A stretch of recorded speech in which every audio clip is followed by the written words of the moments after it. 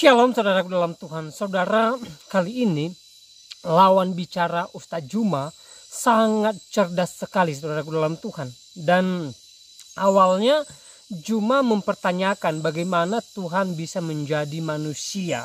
Nah saudaraku dalam Tuhan, sebenarnya kalau Juma benar-benar mencari kebenaran dan benar-benar memperhatikan jawaban dari debaters Kristen ini, maka saya percaya bahwa Juma mengerti bahwa Yesus adalah Tuhan dan Juru Selamat. Saudaraku dalam Tuhan, mari kita simak videonya terlebih dahulu dan pastikan tekan tombol like, subscribe, share video ini supaya menjadi berkat bagi banyak orang. Satu bukan itu ayatnya. Makanya saya bilang kau jangan comot ayat. Baca. Kau asal comot ayat. Botak baca. Itu tidak ada tertulis begitu dalam Matius. Kau itu bodoh. Kau yang bodoh. Baca Lukas 1. Kau tidak mengerti. Baca Lukas 1, baca. Firman, Baca. tidak mengimani Injil tetapi Baca. kau bicara tentang Injil. Botak Makanya percuma botak. mulutmu tidak usah bicara tentang Yesus dan tentang firman. Tentang Lukas Injil yang 1 tidak kau pahami. abangku yang pinter. Tidak ada Lukas bicara begitu. Baca. Makanya kau jangan comot ayat. Baca. Kau juga salah. Saya baca Efesus, kau kasih ayatnya kan. Itu untuk menyelawati Anda karena dari tadi pucat. Kau memang bodoh, tidak tahu. Baca Lukas 1. Tidak Berani tahu baca Lukas 1, tentang berani? Injil. Kau sok-sokan aja mencomot-comot ayat. Berani kita. baca Lukas 1. Makanya jangan sok-comot ayat kita. Berani Kau baca jangan Lukas 1. bicara tentang Yesus. Jangan bicara tentang Kristen. Berani baca Lukas 1. Tentang Yesus dan Kristen. Jalankan saja agamamu dengan baik. Tidak usah kau bicara tentang Yesus dan Kristen. Di dalam pemahaman saya, sama seperti orang Yahudi memahami tentang pencipta. Bahwa pencipta itu tidak akan mungkin berubah menjadi ciptaan. Definisi Tuhan adalah hakikat tertinggi pada dimensi langit dan bumi. Dimensi tertinggi yang tidak akan mungkin rendah. Sehingga data-data di dalam Al-Quran, data-data di dalam perjanjian lama menyatakan Tuhan itu maha tinggi, Tuhan itu maha tinggi. Tuhan itu tidak serupa dengan makhluk. Jadi sekali lagi saya katakan, makhluk itu adalah ciptaan. Khalik itu adalah pencipta. Tuhan tidak akan mungkin berhenti menjadi Tuhan sehingga dia harus menjadi makhluk ciptaan. Ini logika. Definisi manusia adalah makhluk yang berdimensi biologis. Definisi Tuhan adalah pencipta makhluk yang tidak serupa dengan biologis, tidak serupa dengan apapun. Artinya Yesus ini murni manusia. Dan Tuhan tidak mungkin berubah menjadi bukan Tuhan. Tuhan tidak mungkin berubah menjadi bukan Tuhan. Jadi kesimpulan saya, Bang, saya akhiri dengan pertanyaan di sesi pertama ini. Apakah Tuhan itu bisa berhenti menjadi Tuhan? Diresapi pertanyaan saya. Silakan. Terima kasih Bang Juma. Sebelum saya menjawab pertanyaan itu tentang apakah Tuhan bisa berhenti menjadi Tuhan, jawabannya sebetulnya ya tentu tidak mungkin Tuhan berhenti menjadi Tuhan. Tapi yang pertama saya mau menanggapi tadi pernyataan Bang Juma yang menyatakan bahwa Tuhan tidak mungkin berubah atau menjadi ciptaannya sendiri. Kita tahu bahwa Tuhan adalah Maha Pencipta. Tuhan yang menciptakan segala sesuatu yang ada di bumi. Jadi saya ingin menggali logika terkait dengan bahwa Bang Zuma tadi menyatakan Tuhan tidak mungkin menjadi ciptaan. Saya ingat kisah tentang Nabi Musa. Ketika Nabi Musa bertemu, didatangi oleh Tuhan di padang gurun dalam bentuk api yang membakar semak tapi tidak terbakar semak itu sesungguhnya. Nah, apakah itu Tuhan yang datang dalam bentuk api atau siapa? Karena kalau menurut kita, kalau menurut Bang Zuma tadi menyatakan Tuhan tidak mungkin menjadi ciptaannya. Sementara di situ ini tentang bicara Kristennya. Saya tidak mau bicara tentang Quran. Saya mau bicara tentang Alkitab karena Bang Zuma dan kawan-kawan sering membahas Alkitab.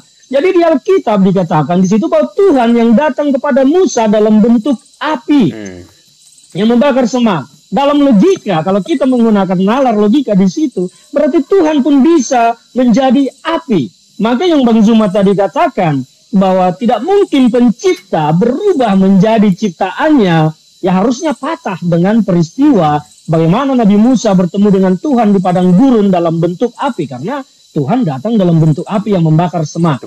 Itu yang pertama tadi tentang Tuhan tidak mungkin menjadi ciptaannya. Karena Tuhan yang maha tinggi, maha segalanya itu, ketika Tuhan ingin mau jadi apapun, Tuhan pasti bisa melakukannya. Pertanyaannya adalah, apa kepentingan Tuhan untuk berubah menjadi sesuatu atau menjadi dirinya menjadi yang lain daripada wujud Tuhan itu sendiri. Tapi saya tidak mau membahas terlalu banyak. Tapi yang tadi mau saya sampaikan, untuk menyanggah pernyataan Bang Zuma yang menyatakan bahwa Tuhan tidak mungkin menjadi ciptaannya.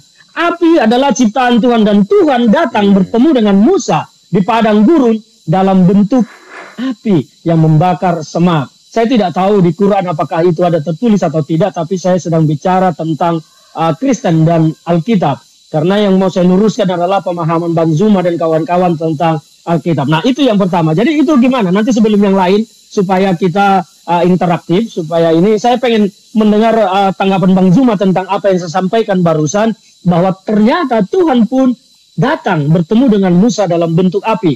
Tadi Bang Zuma menyatakan Tuhan tidak mungkin berubah menjadi ciptaannya. Nah, apa pendapat Bang Zuma tentang hadirnya Tuhan dalam bentuk api di hadapan Musa pada saat itu? Oke, baik.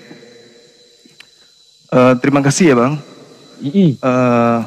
Meski saya tidak puas dengan jawaban Abang saya belum menjawab semua. Satu-satu supaya interaktif dialognya. Karena nanti semua akan saya tanggapi apa yang tadi Bang Zuma sampaikan. Pertanyaan supaya saya interaktif tadi itu, aja. Saya ingatkan apakah Tuhan bisa berhenti menjadi Tuhan, kan itu ya. Tuhan sekarang, tidak. Oke, lanjut. Abang sendiri mengatakan bahwa segala sesuatu diciptakan oleh Allah yang ada di atas muka bumi ini. Berarti Yesus ciptaan dong. Belum lagi kalau kita membaca Yohanes 1 nomor 3, segala sesuatu itu bersumber dari Dia. Berarti Yesus ini adalah sesuatu yang diciptakan, yang bersumber dari pencipta langit dan bumi.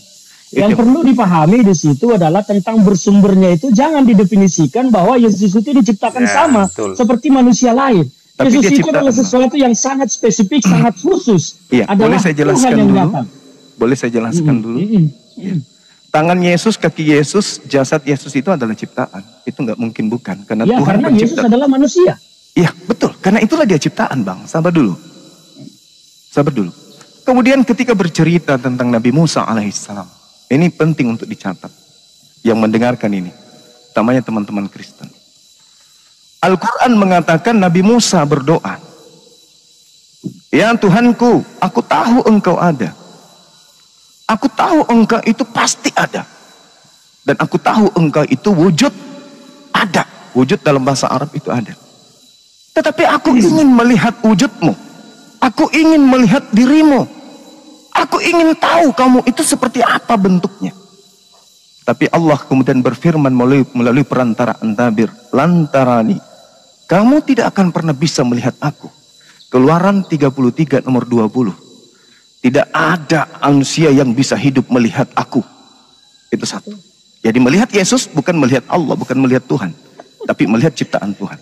Maka disitulah yang saya bilang tadi. Kalau Tuhan datang langsung ke dunia, maka dunia ini selesailah sudah. Oleh karena itulah Tuhan datang menggunakan sarana daging. Firman itu dibuat menjadi daging, menjadi manusia supaya dunia ini tidak binasa ketika Tuhan datang ke bumi.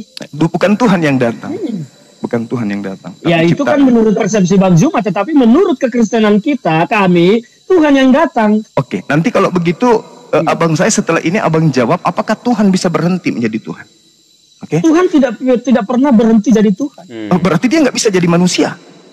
Bisa dong. Berarti berhenti menjadi Tuhan kalau dia jadi manusia? Tidak. Tuhan tidak berhenti jadi manusia. Tuhan tidak. Nah inilah ternyata persepsi yang Bang Zuma pergunakan adalah logika sederhana yang ketika sesuatu berubah menjadi sesuatu berarti dia berhenti menjadi sesuatu yang awal. Tidak demikian konsepnya. Begini Bang, gini Bang. Saya jelaskan supaya nalarnya itu tidak salah memahami tentang Kristen, bahwa roh itu firman, roh Tuhan datang menjadi manusia, dia tidak berhenti jadi Tuhan. Loh, dia jadi manusia? Dia tetap Tuhan ada di dalam manusia. Daging. Dia jadi Tuhan manusia. ada di dalam daging. Karena jadi manusia dia. Karena Tuhan kalau datang dalam bentuk Tuhan langsung ke dunia ini, berarti dia jadi manusia. Selesai. Maka berarti Tuhan dia jadi manusia. Tuhan datang menggunakan sarana daging. Itulah disebut firman itu menjadi daging dan Tuhan itu menggunakan sarana daging dalam wujudnya datang sebagai Tuhan ke Berarti dunia. Tuhan berhenti jadi Tuhan. Tidak, itu pemahamanmu yang bilang Tuhan berhenti menjadi Tuhan. Jadi Yesus ini apa? Yesus ini Tuhan atau bukan? Yesus itu, di dalam Yesus itu adalah Tuhan. Berarti Yesus, Tuhan menggunakan daging untuk datang ke tengah-tengah manusia. berarti Yesus ini manusia yang Yesus kesurupan itu- Tuhan gitu. Oh, bukan kesurupan. Lalu? Nalar-nalar yang begini yang bikin kacau pemahaman. Abang. Yesus bukan kesurupan, tetapi Abang. Yesus, tapi Tuhan menggunakan daging untuk datang ke dunia. Karena kalau Tuhan datang secara langsung dalam bentuk Tuhan langsung, maka kita semua tahu dunia akan selesai. Karena tidak ada Berarti manusia Tuhan yang bisa melihat berubah Tuhan. menjadi manusia kan? Tuhan datang sebagai manusia. Berarti dia berubah jadi manusia kan? Bukan berubah, Tuhan datang sebagai manusia di dalam daging. Apakah Tuhan itu manusia? Tuhan bukan manusia, Ah. tetapi Tuhan datang dalam daging. Berarti Maka Tuhan Yesus menjadi. maka Yesus itu adalah dia Berarti adalah Tuhan, daging, tapi berarti dia Tuhan adalah membentuk Tuhan. diri menjadi daging. Tuhan tidak membentuk diri menjadi daging, tetapi Tuhan di dalam daging. Karena Kalau Tuhan dia itu Tuhan di dalam menjadi daging, Abang, kalau Tuhan di dalam daging, Anda menabrak Kolose 2 nomor 9.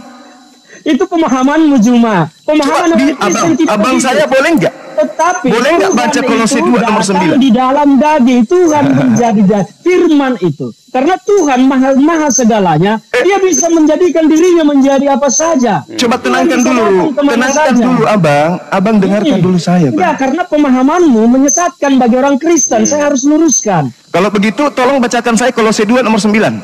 Saya tidak mau bacakan aja. Lah, Kolose 2 nomor 9, di dalam dagingnya Yesuslah Tuhan itu. Di dagingnya, daging Yesus ini Tuhan. Daging Yesus ini Tuhan. Nah, ini ayat yang salah kutip Bapak Ibu. Kepedean. Karena itulah Tuhan datang ke dunia menggunakan daging. Iya, Dan Tuhan Anda menjadi ada di daging. dalam daging itu. Berarti Tuhan Anda berubah menjadi daging. Tidak, Tuhan tidak berubah menjadi daging. Kolose Tuhan ada di dalam daging. Makanya Yesus berkata, Bapa di dalam aku di dalam dia. Kolose Tuhan 2, tidak berubah. Bang. Kolose 2 Anda nomor menggunakan 9. nalar yang keliru. Kolose 2 nomor 9. Ya itu, pemahaman Apa? Anda tentang Kolose 2 itu salah. Loh, Karena Kolose 2. Tuhan Kolose 2, dagingnya Yesus penuh dengan keilahian. Dagingnya. Betul, Ah, betul. berarti Yesus ini Tuhan yang menjadi daging. Oh tidak, Tuhan tidak pernah menjadi daging. Lah tubuhnya Yesus ini Gini, Tuhan. dengar. Tuhan itu datang ke dunia dalam firman itu dibuat menjadi daging. Tuhan ada di dalam daging itu. Kenapa? Karena saya bilang tadi, kalau Tuhan datang dalam wujudnya yang kita tidak ketahui, bagaimana manusia akan mengenalinya? Bagaimana manusia akan menerima dia? Orang-orang Yahudi mengenal Tuhannya sebelum ajaran Roma ini. Mengenal Tuhannya, tetapi tidak dalam wujud fisik. Emang Tuhan. Tuhan perlu datang dalam bentuk Jadi wujud menurut fisik saudara, manusia. fisiknya Yesus itu Tuhan. Fisiknya Yesus itu adalah daging. Nah, tadi katanya supaya dikenali ada Tuhan. di dalam daging Supaya itu. Tuhan dikenali, dia datang dalam bentuk daging. Maksudnya apa? Tuhan itu dikenali dalam daging. Berarti dagingnya Yesus ini Tuhan. Ini kalau debat seperti ini tidak mau menggunakan nalar yang lebih Loh, luas, ya memang akan abang yang kaku. tidak gunakan nalar, bukan saya. Tidak menggunakan nalar. Saya sudah jelaskan tadi bahwa Tuhan itu ada di dalam daging. Oke. Dia datang ke dunia. Oke. Karena kalau Tuhan datang dalam wujud aslinya yang kita Oke. tidak ketahui, siapa yang bisa melihat? Siapa yang bisa mendengar? Tidak Berarti ada. melihat mukanya Yesus melihat Tuhan. Kenapa? Putus. Berarti melihat mukanya Yesus melihat Tuhan. Putus ya. Halo? Halo Bang Juma? Halo? Terus Bang Juma? melihat muka Tuhan. Tar, putus. Jaringan kurang memungkinkan ini, Saya saudara-saudara. tidak mendengar Bang Juma. Halo Bang Juma? Bang Juma? Bang Kedengaran. Juma? Sinyal Anda Sat, mungkin... suara saya kedengaran. Ini ya? Suara apa? Sinyal Anda mungkin kurang bagus di sana ya? Kok putus-putus di saya ya? Saya tidak bisa ini. Oke. C. Oke. Gimana tadi gimana? Jadi melihat muka Yesus itu melihat muka Tuhan. melihat Yesus tidak melihat muka Tuhan secara fisik. Loh, tadi katanya supaya manusia mengenal Tuhan. Tadi katanya supaya manusia bisa melihat Tuhan, maka Tuhan mewujud jadi manusia. Mengenal Tuhan dalam ajaran yang dibawa Yesus, karena Tuhan akan memperbaharui perjanjiannya dengan manusia. Jadi yang dikenal bukan fisik Tuhannya, karena Tuhan tidak memiliki fisik. Yesus itu secara daging adalah katanya manusia. Katanya Tuhan supaya Tuhan supaya dikenali dia datang dalam bentuk fisik. Bang Juma, yang dikenali itu adalah ajarannya. Dan apa hukum-hukum baru yang dibawa oleh Yesus. Berarti Yesus bukan Tuhan. Dikenali dalam bentuk fisik. Berarti Yesus bukan Tuhan. Berarti Yesus bukan Tuhan. Yesus Tuhan datang membawa ajarannya untuk memperbaharui. Karena apa? Saya sudah jelaskan di awal tadi, Anda tidak menyimak. Semua hukum-hukum yang ada, yang pernah dibuat Tuhan perjanjiannya dengan manusia, hanya bisa diperbaharui oleh Tuhan sendiri. Ini Yesus Tuhan atau bukan? Datang. Abang, Yesus Tuhan atau bukan? Yesus itu Tuhan dalam bentuk roh. Jadi bukan dagingnya. Jadi dagingnya bukan Tuhan.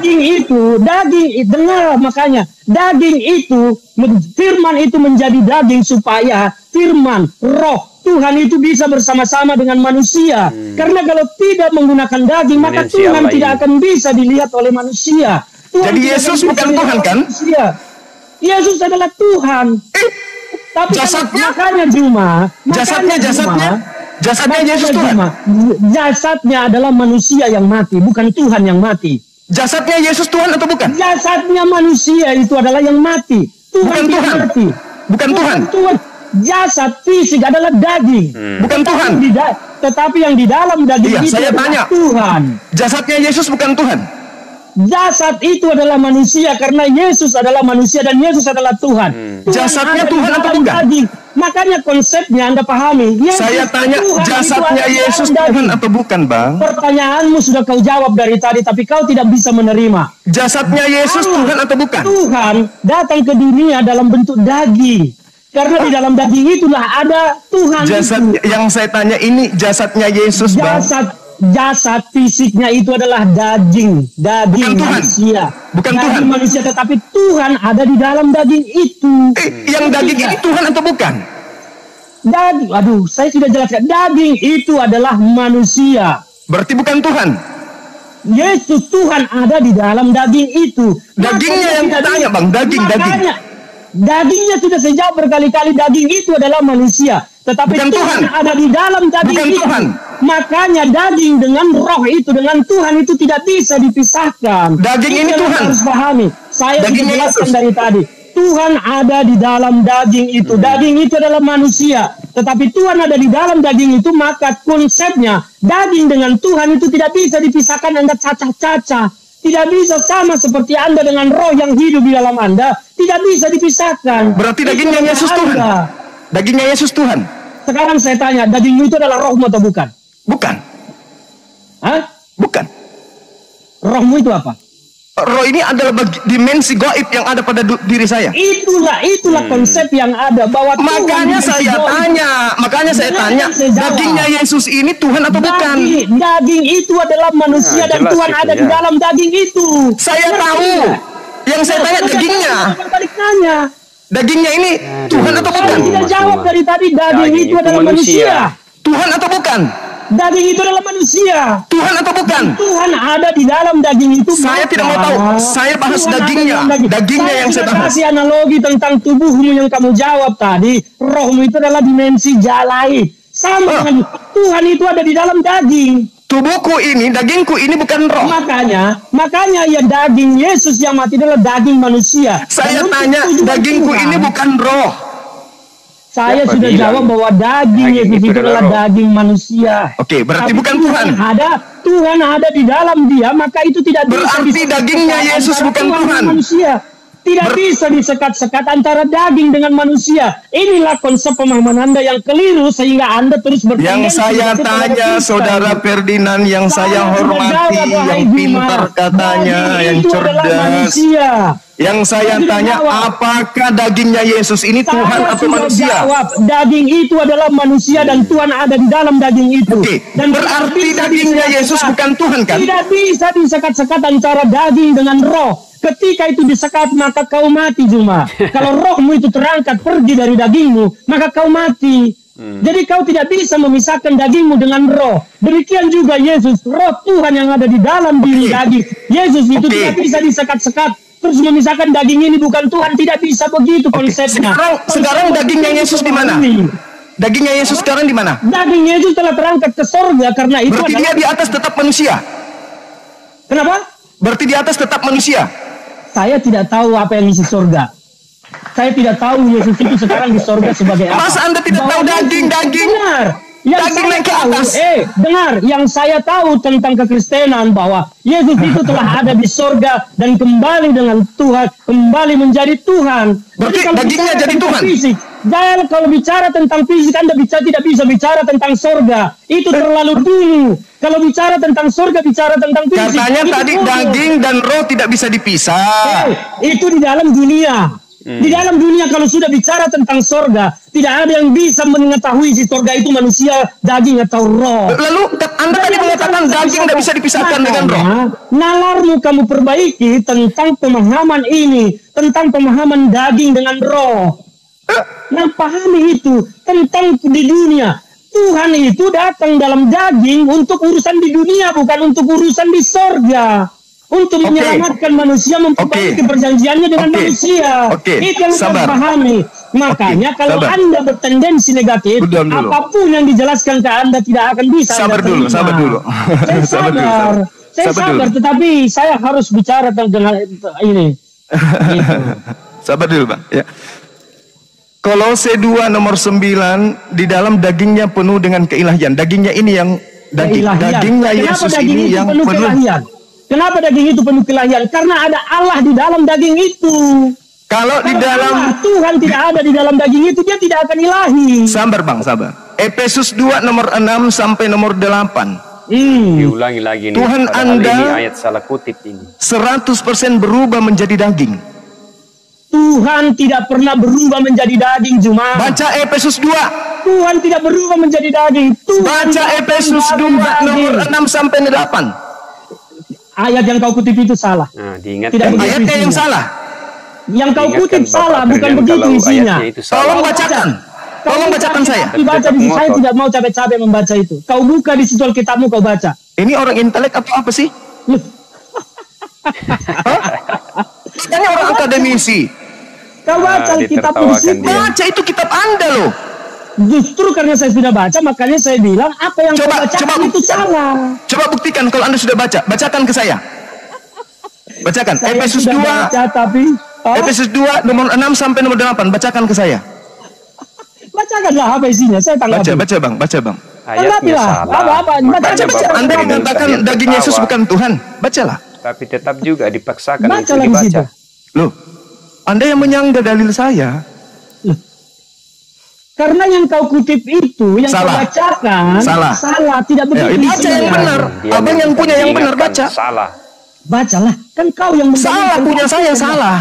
Punya saya salah. Kau yang mendalilkan, maka kau buktikanlah. Anda sudah mengatakan punya saya salah. Ya salah. Sudah, untuk apa saya baca? Baca yang benar. Baca yang keras, biar seluruh Indonesia tahu kapasitas Anda itu seperti apa. Baca. Saya sudah bilang, yang Anda baca itu salah. Baca. Saya tidak akan membaca karena yang Anda baca itu salah. Saya punya salah. Di sini. Iya. Yang punya saya salah, punya abang benar. Bacalah. Ya bacalah di situ, coba. Salah punya saya, baca. Baca secara lengkap. Punya saya salah. Juma hanya mengutip, tidak membaca secara lengkap. Baca secara lengkap. Saya ingin dengar, baca secara lengkap. Baca secara lengkap. Saya akan jelaskan. Saya baca pun Anda katakan salah. Jadi punya abang yang benar. Tidak membaca secara lengkap. Baca secara lengkap. Kalau begitu baca tiga nomor ini, baca Efesus 2 nomor 6, nomor 7, nomor 8. baca. Saya ingin dengar dari abang. Berapa tadi Efesus 2 ayat 6? Hah? Ya, sampai nomor 8. Ditertawakan, saudara. Jadi itulah makanya saya bilang, Efesus 6 berbunyi, dan di dalam Kristus Yesus ia telah membangkitkan kita juga dan memberikan tempat bersama-sama dengan dia di surga. Efesus 2. Jadi apa? Ayat apa yang kau baca? Makanya saya bilang yang kau baca itu salah. Kau ngomong Efesus isinya yang kau baca salah. Sekarang setelah Anda tahu, Efesus 2 ayat 6, dan di dalam Kristus Yesus ia telah membangkitkan kita juga dan memberikan tempat kita juga bersama dengan dia di sorga. Itu Efesus 2 ayat 6. Yang kau kutip tadi apa? Nomor 7-nya. Nomor 7-nya. Nomor 7-nya. Ayat 7, supaya pada masa yang akan datang dia menunjukkan kepada kita kekayaan kasih karunia-Nya yang melimpah-limpah sesuai dengan kebaikannya terhadap kita di dalam Yesus Kristus. Nomor 8. Asal mengutip ayat. Nomor 8. Mengapa semua jadi sesat kau bikin? Nomor 8. Nomor 8. Oke, nomor 8 saya baca. Sebab karena kasih karunia kamu diselamatkan oleh iman, itu bukan hasil usahamu tetapi pemberian Allah. Jadi di mana di sana bicara tentang daging? Lalu menyusunnya kembali untuk memberikan kepadamu Theophilus. Di mana itu tertulis? Lukas 1 nomor 1. Lukas 1 bukan itu ayatnya. Makanya saya bilang kau jangan comot ayat. Baca. Kau asal comot ayat. Botak baca. Itu tidak ada tertulis begitu dalam Kasar Matius. sekali, tidak sopan nih. Si Sumai. Kau yang bodoh. Baca Lukas 1. Kau tidak mengerti. Baca Lukas 1, baca. Firman. Baca. Tidak mengimani Injil tetapi Baca. bicara tentang Injil. Botak percuma botak. Tidak usah bicara tentang Yesus dan tentang firman. Tentang Lukas Injil yang 1 tidak kau pahami. abangku yang pinter. Tidak ada Lukas bicara begitu. Baca. Makanya kau jangan salah comot ayat. Baca. Tidak salah. Saya baca Efesus, kau kasih ayatnya kan. Itu untuk menyemangati Anda karena dari tadi pucat. Kau memang bodoh, tidak tahu. Bodoh kan. Baca Lukas 1. Tidak Berani tahu baca Lukas 1, tentang berani? Injil. Comot-comot Kau ayat. soal aja mencomot-comot ayat. Berani kita. baca Lukas 1. Makanya jangan asal comot ayat kita. Berani baca Lukas 1. Bicara tentang Yesus. Jangan asal bicara tentang Kristen. Berani baca Lukas 1. Tentang Yesus dan Kristen. Jalankan saja agamamu dengan baik. Tidak usah kau bicara tentang Yesus dan Kristen. Hadapkan saya dengan pendeta yang paling hebat. Videonya kita sudah Saya baru mengeluarkan ibu saya sedikit, kau sudah kewalahan. Dan Baca Lukas 1. Antara Juma dengan seorang hamba Tuhan dan seorang debater Kristen di video tadi, mereka membahas tentang Yesus yang menjadi manusia. Dan awalnya Juma mempertanyakan bagaimana Tuhan bisa menjadi manusia, bagaimana Tuhan bisa menjadi ciptaannya. Nah, saudara dalam Tuhan sangat luar biasa ya. Seorang debater Kristen di video tadi menjelaskan bahwa Tuhan tidak dibatasi oleh ruang dan waktu. Tuhan mampu mengatasi segala ruang dan waktu. Bahkan dalam perjanjian lama Tuhan menampakkan diri kepada umatnya atau orang-orangnya atau nabinya ya, pernah di dalam bentuk api kepada Musa ya, di semak-semak dalam Tuhan, dan di semak itu ada api ya, di mana Tuhan menunjukkan diri kepada Musa dalam bentuk api. Dan ketika Musa naik ke Gunung Sinai, lagi-lagi Tuhan menunjukkan diri kepada Musa dalam bentuk api dan menuliskan 2 loh batu. Dan setelah itu saudara dalam Tuhan, Musa juga pernah menunjukkan diri kepada bangsa Israel dan kepada Musa ketika Musa memimpin bangsa Israel keluar dari tanah Mesir, dan di sana Tuhan menolong mereka. Tuhan menjadi pemimpin bagi mereka, di mana di siang hari Tuhan terlihat dalam bentuk tiang awan, dan di malam hari Tuhan dalam bentuk tiang api. Nah, saudaraku dalam Tuhan sangat luar biasa penjelasan hamba Tuhan di video tadi. Saya rasa membuat Juma tidak bisa berkata apa-apa dalam Tuhan ya, tidak bisa membantah hal itu. Dan apa yang beliau sampaikan di video tadi benar adanya, bahwa Tuhan ya mengatasi segala ruang dan waktu ya. Tuhan tidak dibatasi dengan segala ruang dan waktu, dan tidak mustahil kalau kemudian Tuhan datang ke dunia ini mengambil rupa manusia ya. Tuhan mampu melakukan segala keajaiban saudaraku dalam Tuhan ya. Kalau Tuhan mampu menampakkan diri kepada Musa dalam bentuk api, kepada bangsa Israel dalam bentuk api dan tiang awan, ya. Bagaimana tidak bisa Tuhan menampakkan diri kepada manusia dalam wujud manusia. Sangat sanggup dalam Tuhan, ya. Tidak ada yang mustahil bagi Tuhan. Tuhan mampu melakukan segala mujizat dan keajaiban, ya. Jadi dalam Tuhan, seperti yang saya bilang di awal, sebenarnya kalau kemudian Juma benar-benar memahami apa yang disampaikan oleh debaters Kristen ini atau hamba Tuhan ini, ya, Juma boleh paham bahwa Yesus adalah Tuhan, bahwa Yesus adalah Allah itu sendiri yang datang ke dunia ini. Karena kenapa? Karena Yesus tidak dibatasi oleh ruang dan waktu. Bahkan ketika Yesus mati pun, ya, di hari yang ketiga dia bangkit dari antara orang mati sebagai bukti bahwa dia tidak dikuasai oleh maut, tetapi dia berkuasa atas maut. Nah, saudaraku dalam Tuhan, ya, saya rasa penjelasan hamba Tuhan tadi sangat luar biasa, ya. Semoga membuat Juma sadar bahwa Yesus adalah Tuhan dan Juru Selamat, dan semoga di kemudian hari, ya, dia dijaman oleh Allah Roh Kudus Tuhan, mengenal Yesus satu-satunya jalan keselamatan, ya. Saudara dalam Tuhan, mungkin mustahil bagi kita, tetapi tidak mustahil bagi Tuhan ketika Tuhan yang menjamah hati Juma sehingga dia percaya kepada Yesus Kristus. Nah, saudara dalam Tuhan, ya, soal Juma percaya atau tidak silahkan saja. Kita hanya menyampaikan kebenaran, ya. Kalau dia percaya silahkan, kalau tidak juga tidak menjadi persoalan. Dan yang lebih utama adalah urusan Roh Kudus Tuhan, ya, karya Roh Kudus Tuhan. Ya, kalau Tuhan mau, Tuhan mampu mengubah hati siapapun untuk percaya kepadanya. Nah, saudaraku dalam Tuhan, ya, kita juga boleh mendengarkan apa yang disampaikan oleh Juma, narasi-narasi yang dia bangun dan bagaimana dia mengutip beberapa ayat Alkitab. Sebenarnya dari situ kita bisa paham juga bahwa ternyata Juma tidak punya ilmu pengetahuan tentang Alkitab.